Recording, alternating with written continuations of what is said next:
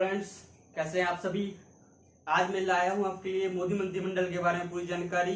जो 4 जून को अभी काउंटिंग हुई थी उसके बारे में रिलेटेड पूरी चुनाव प्रक्रिया कि क्या हुआ था, किसकी सरकार बनी, कैसे कौन जीता। ठीक है, तो आज हम बात करेंगे मोदी मंत्रिमंडल 3.0।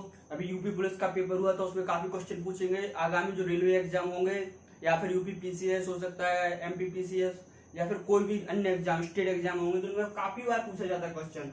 तो आज हम बात करेंगे कि लोकसभा कौन सी थी, 18वीं थी, जिसको 9 जून को शपथ ग्रहण समारोह हुआ। ठीक है, मोदी जी ने तीसरी बार शपथ ली। ठीक है, तो मोदी जी ने पंडित नेहरू के बाद दूसरे व्यक्ति हो गए हैं। मोदी जी पंडित नेहरू के दूसरे व्यक्ति हुए जिसने तीसरी बार शपथ ली है। पंडित नेहरू जी ने 1952, 1957 और 1962 3 बार शपथ ली थी। ठीक है, अब मोदी जी का पहला शपथ ग्रहण समारोह हुआ था 26 मई 2014 को।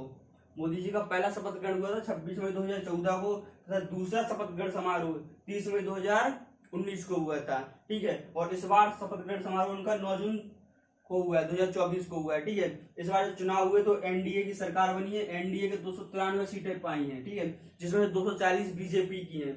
अब बीजेपी एनडीए गठबंधन के अंतर्गत आता है। बीजेपी ने कई पार्टियों से गठबंधन कर रखा है, जिनमें जनता दल है, सेक्युलर जनता दल यूनाइटेड है, शिवसेना एकनाथ शिंदे वाली शिवसेना है। ठीक है, और रालोद है, लोक जनशक्ति पार्टी है, हिंदुस्तानी अवामी लीग है, तेलुगु देशम है, उदा रिपब्लिकन पार्टी है, अठावले जी की पार्टी। ठीक है, आपने देखा होगा कोरोना के टाइम पे काफी फेमस हुए थे अठावले जी। गो कोरोना ऐसे कुछ स्लोगन्स दिए थे तो काफी फेमस हो गए थे। ठीक है, तो मोदी जी ने शपथ ग्रहण कब किया? 9 जून को। वही तीसरी बार शपथ ग्रहण था और शपथ ग्रहण में नहवोरियस फूड पॉलिसी और सागर विजन के तहत पड़ोसी देशों को बुलावा किया गया है। बांग्लादेश के शेख हसीना जी आई थी। ठीक है, अब तो बांग्लादेश में सत्ता पलट हो चुका है। ठीक है, तब वो लेकिन उस टाइम पे वो प्रधानमंत्री जी थी। ठीक है, तो वो आई थी और भूटान के राजा आए थे और उसके बाद आ जाओ अपने मालदीव वाले मुइज्जू जी आए थे। ठीक है, और भी विक्रम सिंधे श्रीलंका से आए थे। ठीक है, अब बात करते हैं मंत्रिमंडल में मंत्री। तो 71 मंत्री बनाए गए हैं, जिसमें 7 महिलाएं हैं। ठीक है, 27 ओबीसी हैं, 5 एससी, 5 एसटी हैं और 5 अल्पसंख्यक हैं। मुस्लिम एक भी नहीं है इसमें। ठीक है, तो याद रखना है कितनी महिलाएं हैं? 7 महिलाएं, काफी इंपोर्टेंट है। ठीक है, और इस बार जो महिलाएं जीत के आई 543 74 महिलाएं जीत के आई हैं। कितनी महिलाएं जीत के आई चुनाव? 74। पिछली बार 78 थी। 17 भी लोकसभा में 78 महिलाओं ने जीता था, इस बार 74 महिलाओं ने जीता हुआ है। ठीक है, अब बात करते हैं अपन प्रोटेम स्पीकर। ठीक है, जब लोकसभा का चुनाव होता है उसके बाद जब नई लोकसभा बनती है तो सबसे वरिष्ठ जो सांसद होता है उसे प्रोटेम स्पीकर चुना जाता है। ठीक है, लेकिन इस बार ऐसा नहीं हुआ था। इस बार ओडिशा की कटक सीट के जो सांसद हैं भर्तृहरि मेहताब, इनको चुना गया था। ठीक है, ये ओडिशा की सीट से आते हैं। ठीक है, तो इन्हें चुना गया था और ये प्रोटेम स्पीकर होते हैं। प्रोटेम स्पीकर वो होता है जो शपथ ग्रहण वगैरह करवाता है। ठीक है, अब इसके बाद जब पूरा ये सब हो जाता है शपथ ग्रहण, तो उसके बाद लोकसभा के जो सदस्य होते हैं वो एक स्पीकर का चुनाव करते हैं। तो ओम बिरला जी इस बार फिर से स्पीकर बने हैं, वो दूसरी बार स्पीकर बने हैं। ठीक है, ये कोटा सीट से आते हैं। ठीक है, राजस्थान से आते हैं। अब बात करते हैं मोदी के मंत्रिमंडल की। तो शिवराज सिंह के पास है कृषि एवं किसान कल्याण मंत्रालय, जेपी नड्डा के पास है रसायन एवं स्वास्थ्य मंत्रालय, जीतन राम मांझी के पास है एमएसएमई मंत्रालय, आर.एम. नायडू के पास है नागरिक उड्डयन मंत्रालय, जुएल ओराव के पास है आदिवासी मामले, ज्योतिराव सिंधिया दूरसंचार मामले। ठीक है, अन्नपूर्णा देवी महिला एवं बाल विकास मंत्रालय, मनसुख मांडविया श्रम रोजगार खेल एवं मामले, जी किशन रेड्डी